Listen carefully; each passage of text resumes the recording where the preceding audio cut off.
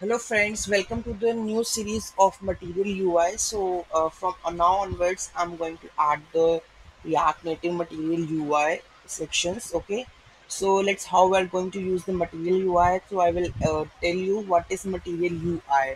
So Material UI is basically for the design purposes. It is inbuilt. You can not inbuilt, you have to install this npm package, and you can use the libraries, use the buttons, inputs, autocomplete, flat list, okay, a select box. So in because it has pre-made designs, so we have to use it.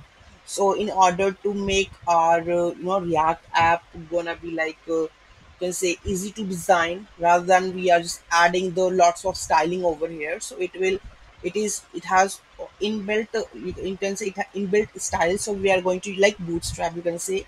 So we can use it in our React project, and it is SaaS based. So it's very, like you can say, useful for that, for the compile time. Okay, so so this is the introduction. You can see that we have moved faster with intuitive React UI tools. That is the M Material UI offers a comprehensive suite tools of the UI tools to help to ship new features faster, right?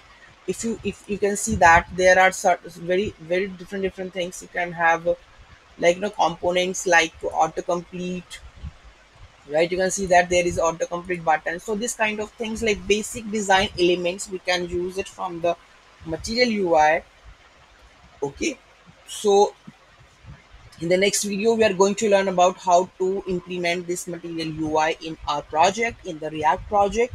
And after, later on, we are going to design or learn about each and everything in of Material UI. So be with us. Thank you so much for watching this video. Have a great day.